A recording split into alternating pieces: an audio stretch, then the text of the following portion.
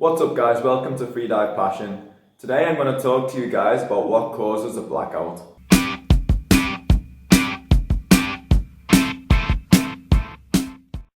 So I've noticed from talking to people and from just checking out what's going on the internet that there's quite a bit of confusion around this. There's people out there that believe a blackout can just happen completely randomly and without any warning signs along the way.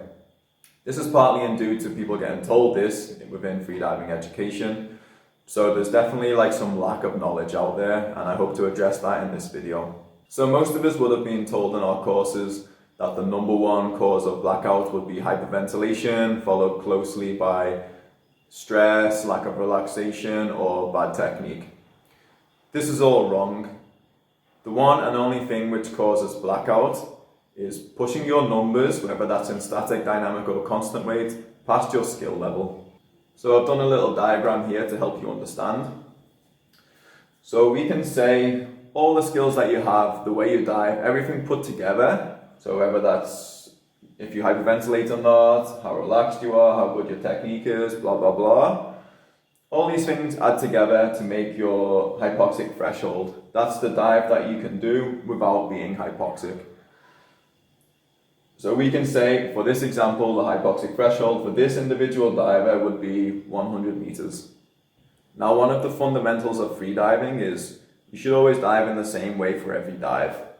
So if all things are equal and this diver always dives in the exact same way, this 100-meter diver is never going to black out on a 20-meter dive or even a 40-meter dive. It's just not going to happen. So to say you can black out at any time on any dive without any warning, obviously it's not realistic. Otherwise, you would need a safety diver for your safety diver and then a safety diver for that safety diver. The chances of a 100-meter diver blacking out at 20 meters on a normal dive where they go down to 20 and back is like zero. This diver could do 20-meter dives for the rest of his life and never black out. So most of us don't want to do that. Most of us want to go deeper, go further in the pool, or hold our breath for longer. Most of us are interested in developing and testing our limits within freediving. So that's when this guy who could potentially do 100 meters starts going deeper and deeper and deeper and deeper. And then obviously, at some point, no matter how good your relaxation is, no matter how good your technique is, whether you hyperventilate or not, there's going to be a limit. You can't just keep going deeper and deeper and deeper forever, right? So sooner or later, this diver will get to 100 or around 100, reach his hypoxic threshold, and then if he was unlucky, black out, a bit lucky at LMC, or at least just notice that he's hypoxic.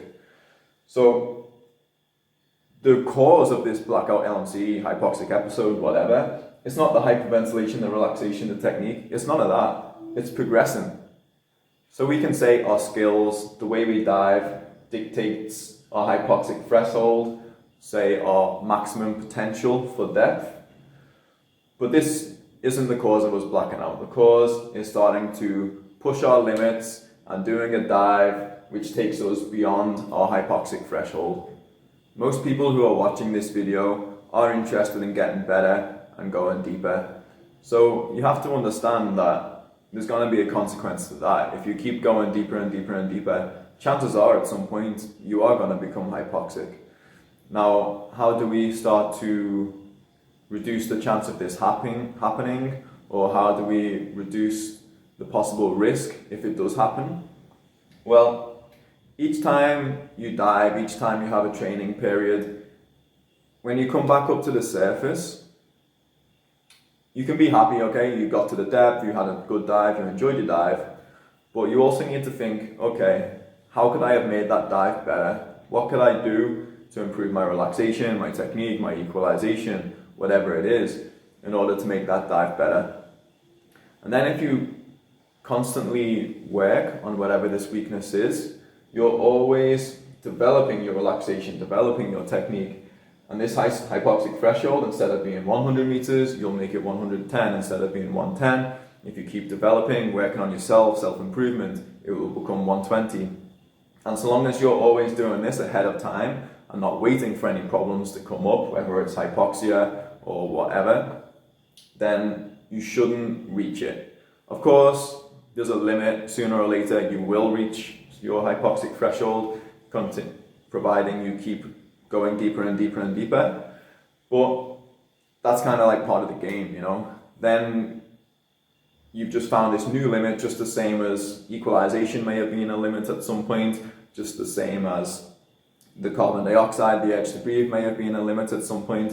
Now your limit is hypoxia, and you need to come up with some way to get around this limit, just like you did all the other limits that you had within your freediving until now.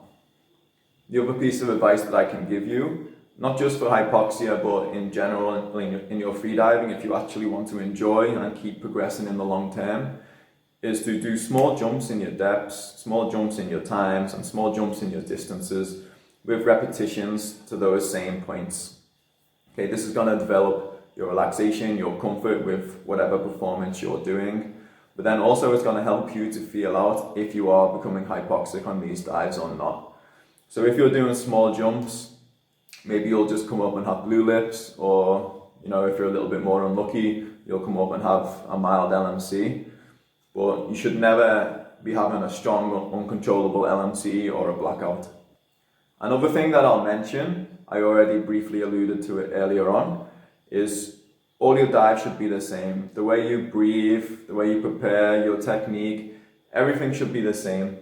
Because if you're changing these variables, you're also changing the way you dive, which is changing your hypoxic threshold. So maybe if you breathe more on one dive than you breathed prior to the other dive, this hypoxic threshold might come back a little bit. If you use more power in your technique, again, it's going to move this hypoxic threshold.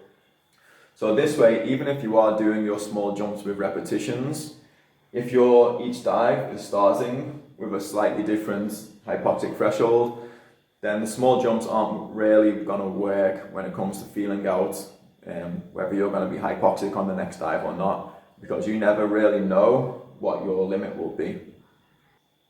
So your warm-ups, your technique, the way you breathe, what you did before you got in the water, all that contributes to your hypoxic threshold. Keep as many variables as possible the same, and you'll be able to dive in the most safe way. So that's it for the video. I hope you enjoyed it. If it makes sense to you, then share the video and let's try and get rid of some of these delusions that people have within freediving. Until next time guys, take it easy and dive safe.